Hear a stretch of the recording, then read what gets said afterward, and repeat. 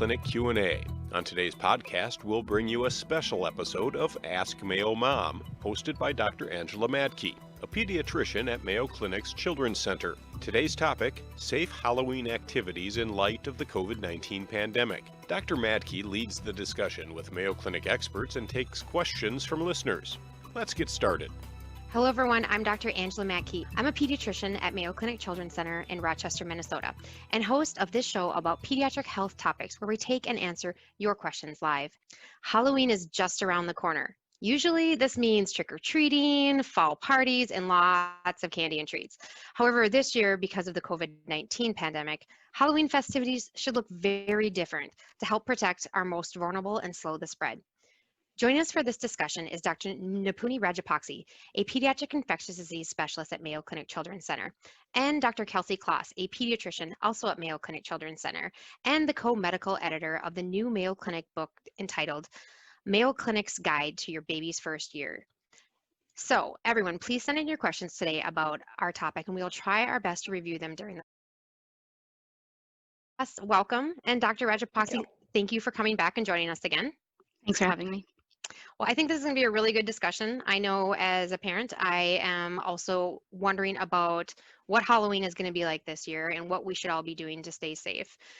But before we start talking about Halloween, I really think we need to have an update about what is going on with the current spread of SARS-CoV-2 and the COVID-19 infections across the United States, and what trends are we seeing, because that is really going to influence what we recommend for Halloween.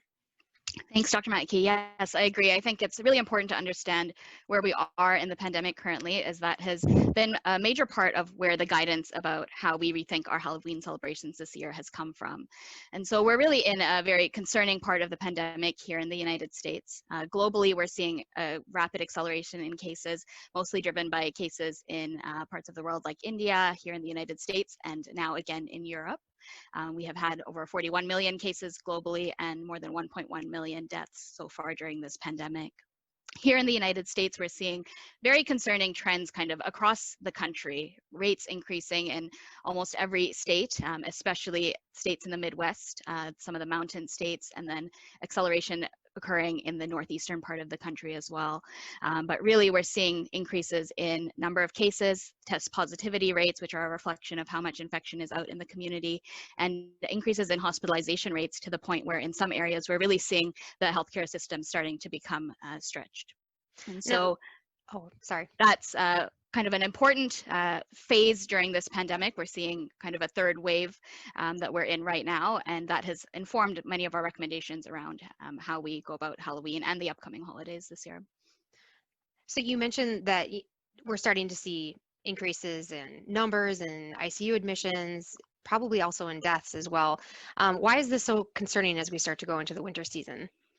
So we know that this virus spreads most readily in indoor spaces, in places where people are in close contact, so within 6 feet, especially if they're not masked. And so as the weather cools down and we all start to spend more and more time indoors, that's a perfect setup for transmission of the virus to occur. And so that's why it's really concerning that even this early on in the cooling seasons, that we're already seeing this rapid acceleration in cases.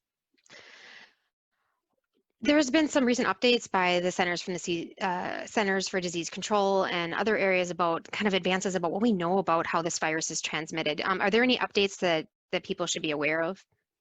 Yeah, so I think it's really important that we understand this when we try and decide what types of activities we're going to participate in with our children, with our families this upcoming holiday season. So a lot of the transmission that we're seeing now has been traced to small family gatherings or small gatherings of people. I think everyone is experiencing pandemic fatigue. We've all sacrificed a lot of time with loved ones and people that we would wish to spend time with. And I think in general, we have seen people kind of loosening some of the restrictions and things that they have been following up until now. And so we're seeing transmission driven by events, small house parties, weddings, funerals, those types of events.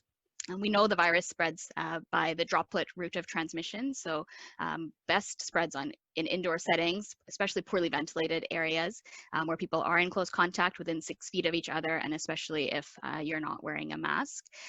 Secondary transmission can occur through contact. We think this is a lesser way that the virus is spread, but it has been demonstrated to survive on surfaces for variable periods of time depending on the exact conditions. And so that's where the recommendations around hand washing come in as well. We know we've learned a lot about the role of children in transmission. Obviously was a big question when we were looking at school reopenings. And while we know that children likely don't transmit, especially young children, as readily as adults, they definitely are still capable of transmitting. And just in the last couple of weeks, the CDC released a report of a case of a 13-year-old child who went on a family vacation and managed to spread the infection to 11 other family members. And so, yes, their risk of spreading is likely lower, but it can occur, and the risk is not zero there. So that's kind of our current understanding of transmission and what the highest risk settings are, and those have been used to inform the recommendations about how we go about Halloween and other holidays this upcoming season. So just to review, I think most people have heard what we need to be doing to protect ourselves and protect family members and loved ones in the community that are especially more vulnerable to the infection. But is there anything new, or do we just need to tell people to maintain their vigilance around these safety measures? So the same recommendations that we've had around physical distancing, wearing a mask, washing your hands, avoiding large gatherings, all still hold true, and they're simple things that we can do, but they're very effective. We know that when you practice them, especially with each layer of protection, each different strategy that you use at the same time, we know that they're effective in decreasing and slowing down the spread of this infection. So those are the really specific measures. For sure, anyone who has symptoms, who is feeling ill, or who knows that they have been exposed to someone with COVID-19, either themselves or someone within their household, they should not be participating in in-person activities over the holiday season. And we'll be talking in a bit about some of the kind of risk stratification, lower risk or moderate risk type activities that may be reasonable for people who are feeling well. Absolutely. So I got my flu shot this week. People have been getting their flu shots around the United States. So that means that influenza season's coming up. Are we starting to see influenza in the United States at this point? So there are surveillance systems in place to capture kind of the start of the influenza season here. Thus far, influenza activity in the United States has been low, but that means that it is precisely the best time to start to protect yourselves against influenza, and vaccination is the most effective way that we have to prevent influenza illness. And we recommend everyone over 6 months of age get a flu vaccine this season. Ideally, we say before the end of October, but any time within the season is better than not getting it. And so now is the perfect time to start organizing that if you haven't already for your family. Yeah, absolutely. And there's so many community organizations and places that people can go to get their influenza vaccine, you know, to their traditional clinic where they seek their healthcare, but there's also places with big commercial box stores that are also offering flu vaccines to children. And it does vary by state at what age pharmacies can give flu vaccines to children, correct? Yes, the guidelines are different in different areas, so I would encourage people to look at what is being offered in their area and to get those vaccines however you safely possibly can in your community. You know, in the past, there has been sometimes different organizations have given a different preference to the inactivated injectable influenza vaccine versus the live attenuated nasal vaccine. Is there any preference this year for children? So this year, there's no preference for which version of the vaccine children receive. Any licensed vaccine for your child's age group is a reasonable one to get. Yes, absolutely. There are some restrictions on which children are eligible for the live intranasal vaccine based on any underlying immune compromise, for example, or some other health concerns. And so I would, if you're not sure which version to get, I would talk to your primary care provider or healthcare provider to make sure that you get the right one. We are happy to do that. Call us up. So my last question about influenza is, you know, why are we so concerned about a simultaneous spread of the SARS-CoV-2 virus and the influenza virus at the same time? So influenza season in and of itself is a really challenging time, especially we see in our population, in our kids that we care for, especially amongst the younger age groups. The symptoms of influenza and COVID-19 are pretty much indistinguishable. So you can't look at a patient and say you have influenza or you have COVID-19. That really needs to be done through testing. And so that's one of the concerns. As much as we can drive down influenza transmission this year, that also relieves obviously a significant number of illnesses and deaths amongst children, but also relieves some burden that will be placed on our healthcare systems to care for people who develop severe or critical illness with flu. Unfortunately, we don't have a vaccine for COVID-19 yet, so we have to use all these other strategies that we've discussed to prevent that, but we do have an influenza vaccine, and we should use that to its maximal potential this season to reduce the risks of illness, hospitalization, and death as much as possible. Absolutely. Well, before we move on to all the things that we can be thinking about it as families as we approach Halloween, we have some great audience questions about COVID. Do we know yet if you are able to get the COVID-19 infection and symptoms more than once? So this has been an area of interest since the beginning of the pandemic because it helps us to understand kind of herd immunity and how likely people are to get infected more than once and how much infection or protection is needed to protect the community. There have been some now well-documented cases where individuals have been infected more than once, but that appears to be a relatively rare occurrence thus far. And so I think we're trying to understand better why this may have happened and kind of what time period this can happen within, how long protection from having the infection lasts for, and whether different strains of the virus might have an impact on your likelihood of getting reinfected. So this has been documented to happen, but it seems thus far to be a relatively uncommon occurrence. Okay, well, that's good. Well, hopefully we'll get more and more information about that. Our next question is one I am hearing a lot from my patients as they come up with symptoms. So what about when a kid gets common cold symptoms? You know, they're being sent home from school currently. How do we know it's a cold and not COVID, or vice versa? So the guidelines around this, especially as related to school attendance, will vary in different areas. So I would encourage everyone to be aware of what the policy is in your area and to be in touch with your school and local health departments regarding guidance. Generally speaking, it can be difficult to clinically distinguish between a cold and COVID-19. We know that most children have mild symptoms, which could look exactly like a cold, or may not even have any symptoms at all when they get infected. And so there are protocols that have been put in place to best guide how children get evaluated, depending on the exact symptoms they have, the combination of symptoms they might have, who should be tested, who should be quarantined, et cetera. Mm-hmm. All right, so our last question, and these are great. Keep sending your questions in, everybody. They're fantastic. This was about, we talked a little bit about transmission of the virus, mostly through droplets, but this is a question about, can the virus cause an infection if, you know, someone eats candy that has the virus on it and they ingest it? So that's a great question. Mm-hmm. There have not been documented cases of transmission through food or food vehicles. The way that the virus gets in, if you touch something that has it on it, is through your hands and then touching your own eyes, nose, and mouth.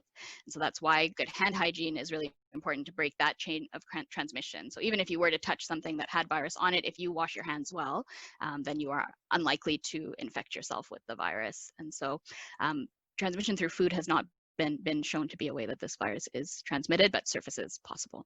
Okay, perfect. That's a good transition for us to move on to Halloween, which is coming up next week. So traditional Halloween, you know, with my kids involves dressing up and going door to door around the neighborhood and seeing the community. But with this pandemic going on, Halloween really needs to look very different this year if we're going to slow the spread. So what are the recommendations about, you know, the traditional Halloween activities this year? Are they safe or should we be considering other things?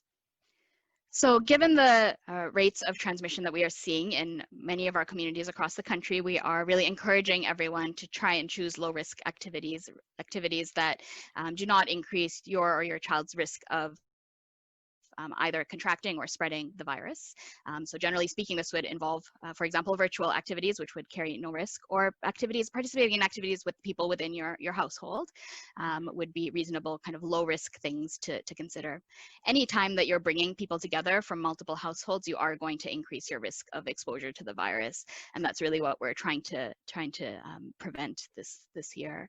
And so there are certain precautions you can follow, such as hosting these activities outdoors, ensuring distancing, making sure everyone is masked. If you choose to participate in activities with others, that we would definitely recommend in those situations.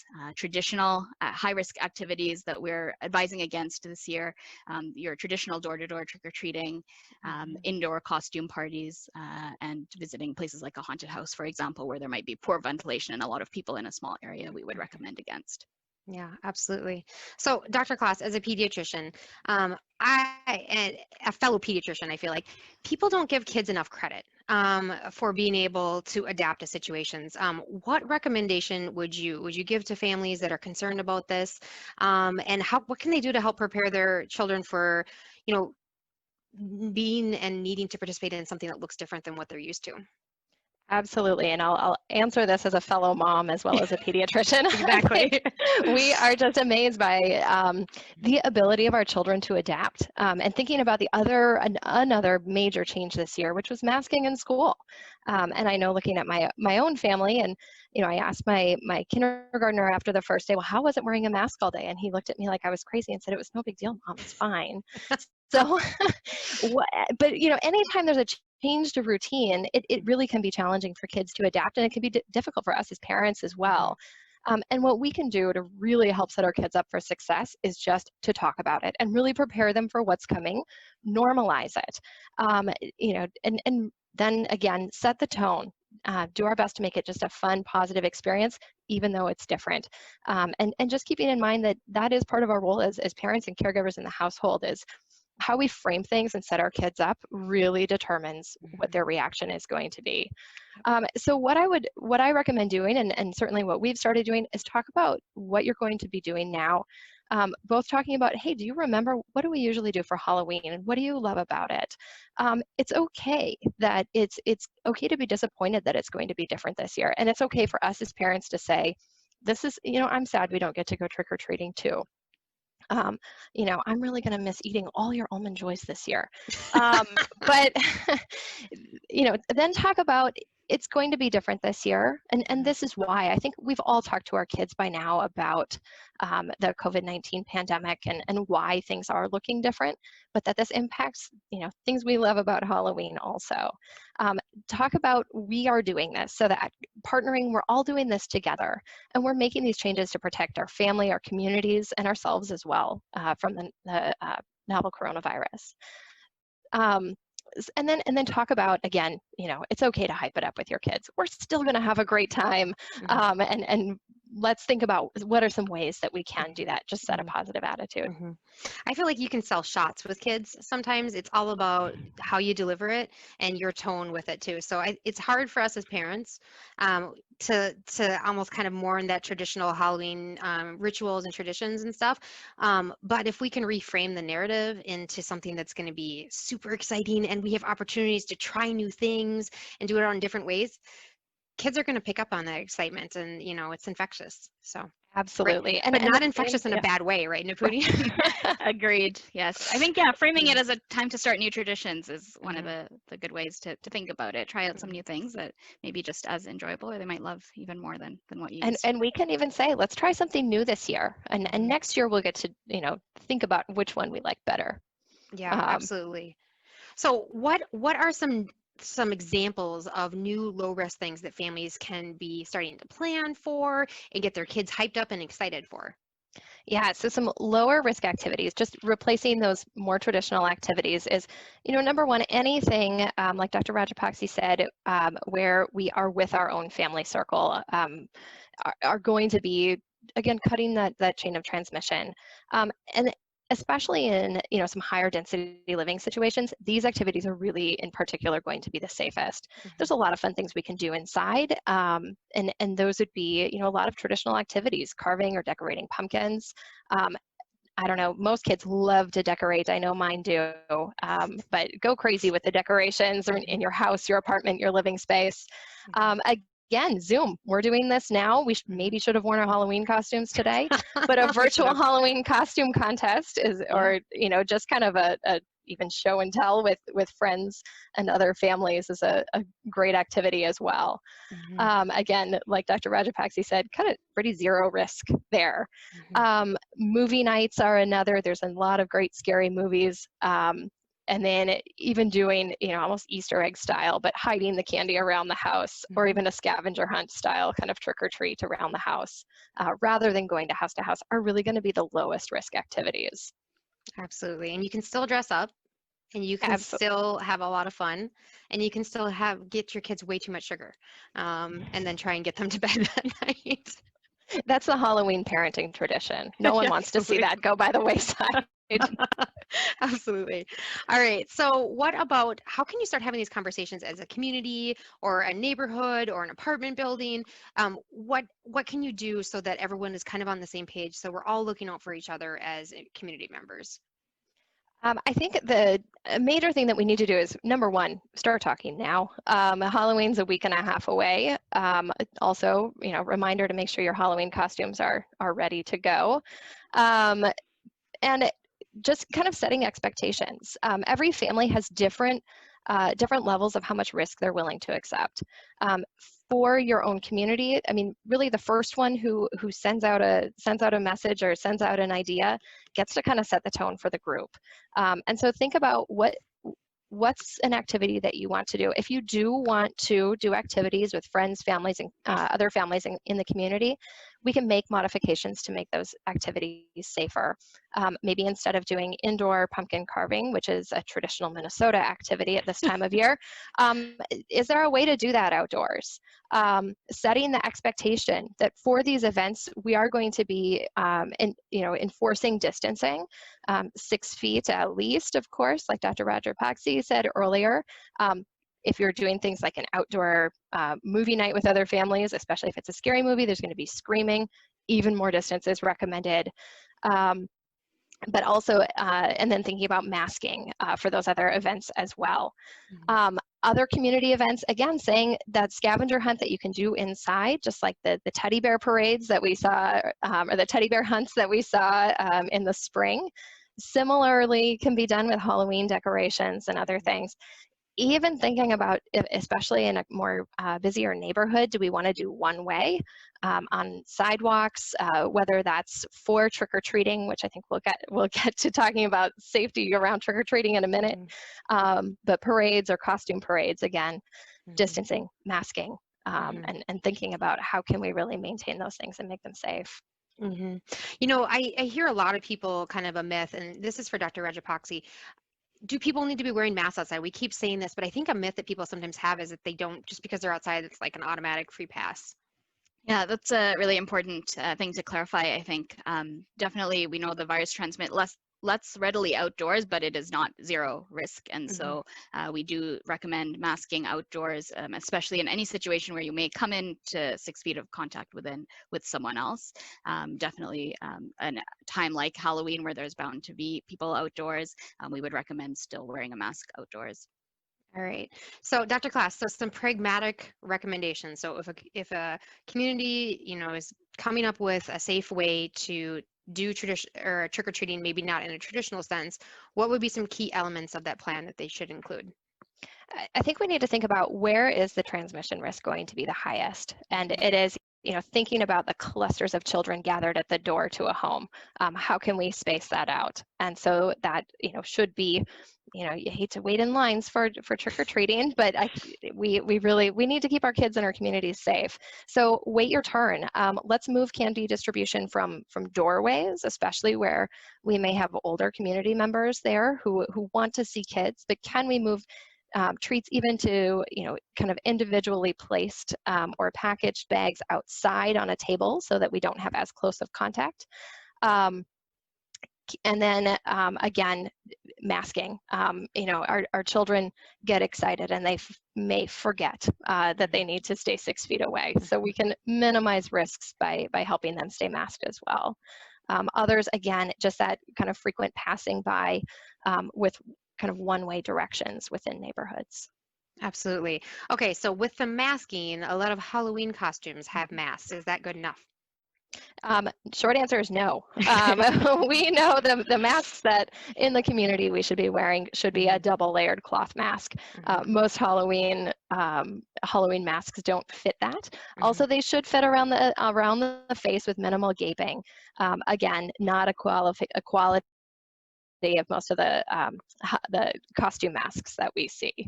So the other question I think is often, well, can we just double up? And can you put a cloth mask underneath your, Darth Vader mask or whatever it may be? Again, for safety, the ideally no, or certainly not. The goal would be to have, maybe you cut away a part of a mask and replace that with a cloth mask that you can decorate to look like the missing piece or something. Perfect. All right. So what about Dr. Rajapakse? A couple more questions for you. And I really want to go through kind of myth things. So can you get, we kind of went through this already, but can you get the virus by touching the candy? And is that why we're trying to separate it or not necessarily? Yeah, so the virus can't penetrate through intact skin. So the way that you get it from touching something is by then touching your eyes, nose, or mouth with your fingers that may carry some of the virus on it.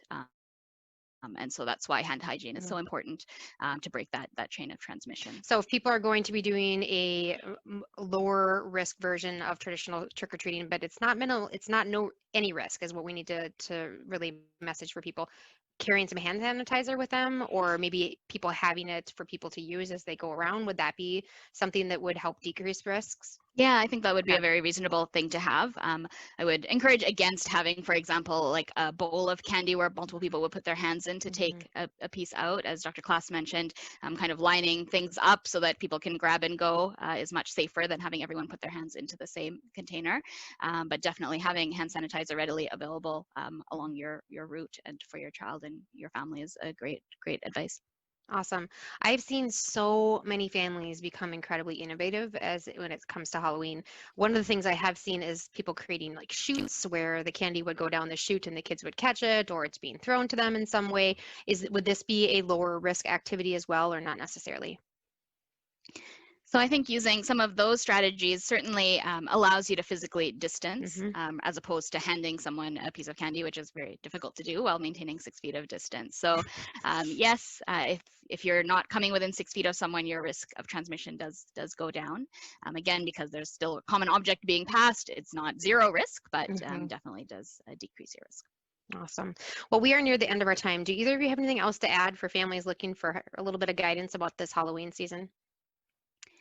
I think really, as we talked about earlier, kind of framing it as a chance to start some new traditions, try out some new activities with your kids, and really trying to adhere to what your state and local public health officials have recommended for your area. A lot of these depend on how much virus transmission is going on in your area as well. So being aware of those guidelines is really important, especially knowing some areas have put restrictions in place on trick-or-treating, and so certainly you wouldn't want to be doing that activity if that was a restriction in place in your community. And just trying to make the decisions that keep yourself, your family, and your community as safe as possible. We're hopeful that by this time next year we'll be in a much better position. So I don't think we're talking about permanent changes to Halloween. And so sometimes that can help people if they know it's just potentially a change for this year that they have to make to make smart decisions and healthy decisions for your loved ones. Absolutely. Dr. Klaas, do you have anything else to add?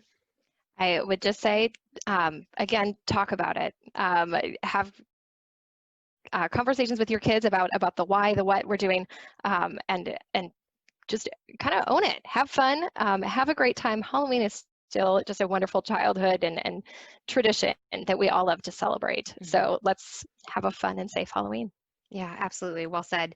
Thank you, Dr. Klaas, and thank you, Dr. Rajapakse, for attending and answering all these wonderful questions for me and for the audience. And thank you everyone who sent in questions. Remember, please stay safe this Halloween and fall. Remember to practice social distancing, wear your masks, and practice good hand washing. Have a wonderful day, and please remember to get your flu vaccine.